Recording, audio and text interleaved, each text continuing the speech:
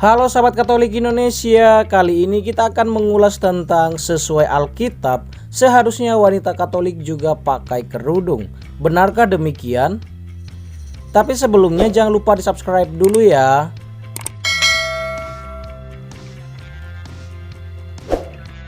Mengapa gereja tidak menetapkan cara berpakaian wanita Katolik seperti wanita Muslim berkerudung? Apa karena takut ditinggal pengikutnya? Bukankah wanita berkerudung itu alkitabiah berdasarkan 1 Korintus 11 ayat 3-15? Mungkin pertanyaan barusan sering banget kamu dengar atau bahkan kamu sendiri juga menanyakan hal yang sama. Hal ketentuan untuk berpakaian sopan memang diajarkan dalam katekismus. Hanya saja tidak disebutkan bahwa berpakaian sopan itu sama dengan memakai tutup kepala, terutama saat beribadah. Maka hal memakai tutup kepala atau tidak itu disesuaikan dengan kultur budaya setempat, sebab gereja menghormati kultur budaya-budaya yang beragam di dunia ini. Jika Anda menganggap bahwa baik untuk memakai tutup kepala pada saat ibadah, silakan dilakukan. Gereja Katolik tidak melarangnya. Bahwa hal itu tidak disyaratkan lagi dalam Kitab Hukum Kanonik 1983 disebabkan bukan karena gereja takut ditinggalkan, tetapi karena memang gereja melihat bahwa hal mendetail tentang cara berpakaian bukanlah merupakan hukum ilahi, namun merupakan tradisi atau kebiasaan tertentu. Maka yang dipertahankan oleh gereja adalah bahwa yang terpenting adalah esensinya, yaitu seseorang tetap harus berpakaian dan bertingkah laku sopan, sebab hal itu merupakan cerminan sikap batin. Dalam hal cara pakaian, yang terpenting adalah berpakaian sedemikian baik agar tidak mengakibatkan godaan bagi lawan jenis yang lain. Inilah yang merupakan interpretasi yang diajarkan oleh Magisterium Gereja Katolik tentang ayat 1 Korintus 11 ayat 3-15. Maka sebagai umat Katolik, mari kita menerima ajaran ini dengan sikap ketaatan dan keterbukaan hati, sebab maksudnya juga baik dan luhur, yaitu gereja tidak menentukan suatu standar yang sifatnya lahiriah semata untuk disamaratakan dan diterapkan oleh semua kultur dan budaya, melainkan gereja menentukan suatu prinsip yang lebih esensial, yaitu pentingnya menjaga kesopanan dalam sikap dan berpakaian demi menghormati pribadi manusia. Agar jangan sampai misalnya dalam ibadah nampaknya sopan, tetapi di luar ibadah sikapnya tidak mencerminkan kesopanan dan penghormatan terhadap martabat manusia. Hal esensial itulah, yaitu nilai-nilai kesopanan yang lebih penting, walau perwujudannya tidak mesti sama di seluruh dunia. Dalam katekismus, ketentuan tentang modesti kesopanan termasuk dalam berpakaian itu disebutkan sebagai berikut. Katekismus Gereja Katolik 2521. Kemurnian menuntut sikap yang sopan. Ini adalah bagian hakiki dari pengekangan diri. Sikap yang sopan memelihara hal-hal pribadi manusia.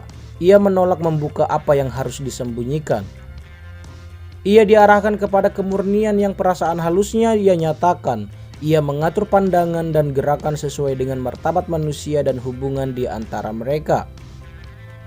Katekismus Gereja Katolik 2522. Sikap sopan melindungi rahasia pribadi dan cinta kasihnya.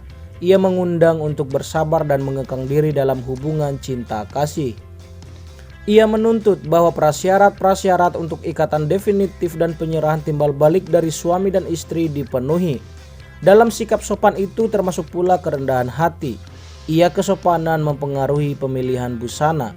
Ia kesopanan berdiam diri dan bersikap hati-hati ketika ada bahaya yang nyata akan sikap ingin tahu yang tidak sehat. Ia kesopanan menjaga keintiman privasi orang lain. Katekismus Gereja Katolik 2523. Ada sifat sopan dalam perasaan dan terhadap badan. Ia umpamanya protes terhadap penyalahgunaan tubuh manusia yang voyeuristik dalam iklan tertentu atau terhadap tuntutan media-media tertentu yang melangkah terlampau jauh dalam menampilkan bagian-bagian yang sangat intim. Sikap sopan menggerakkan satu tata hidup yang berlawanan dengan paksaan mode dan desakan dari ideologi yang berlaku. Katekismus Gereja Katolik 2524. Bentuk ungkapan sikap sopan ini berbeda dari kultur ke kultur. Tetapi di mana-mana terkandung gagasan mengenai martabat rohani yang khas untuk manusia, Ia tumbuh melalui tumbuhnya kesadaran pribadi. Mendidik anak-anak dan kaum remaja dalam sikap sopan ini berarti membangkitkan hormat terhadap pribadi manusia. KGK 2533. Kemurnian hati menuntut sikap yang sopan yang terdiri dari kesabaran, kerendahan hati, dan perasaan halus. Sikap yang sopan melindungi keintiman seseorang. Meskipun demikian, ada pertanyaan, apakah ada kewajiban moral bagi para wanita untuk memakai tutup kepala meskipun sudah tidak disyaratkan oleh kitab hukum kanonik, mengingat hal itu disebutkan dalam 1 Korintus 11 ayat 3 sampai 16. Di sini yang harus diingat adalah tentu kewajiban moral untuk berpakaian sopan sesuai dengan keadaan. Dalam hal ini, pada saat ibadah untuk menerima komuni kudus tidak pernah diabaikan. Namun hal kesopanan dalam berpakaian dapat bervariasi dari tempat ke tempat dan waktu ke waktu. Cara berpakaian, tingkah laku, dan sebagainya adalah tanda dari seseorang dan ini dipengaruhi oleh konteks budaya di mana orang itu tinggal. Kristianitas dapat menyesuaikan diri terhadap budaya dalam hal-hal tertentu, kecuali jika itu melibatkan dosa. Cara berpakaian yang mengakibatkan godaan bagi jenis kelamin yang lain. Kesopanan, kesederhanaan dalam berpakaian dan bertingkah laku merupakan tanda luar yang menunjukkan sikap batin. Maka hal cara berpakaian, pria menggunakan peci bundar atau wanita dengan tudung pada masa Rasul Paulus, pada dasarnya adalah penerapan cara berpakaian yang sopan sesuai dengan tradisi atau kebiasaan pada saat itu. Maka hanya magisterium yang berkompeten untuk menentukan kebiasaan-kebiasaan mana yang dapat dilaksanakan dengan sah. Dan kebiasaan tertentu yang mana yang dapat ditinggalkan sementara hukum ilahi dipertahankan. Kita akan selalu aman pada saat mengikuti ajaran gereja daripada menuruti pertimbangan sendiri. Sebab apa yang ditentukan atau diikat oleh gereja akan terikat di surga. Dan apa yang akan dilepaskan oleh gereja akan terlepas di surga. Lihat Matius 16 ayat 13 sampai 18. Meskipun jelas bahwa tidak ada kewajiban kanonik maupun moral bagi para wanita untuk mengenakan tutup kepala di gereja, para wanita tetap bebas untuk melakukannya sebagai ungkapan devosi pribadi.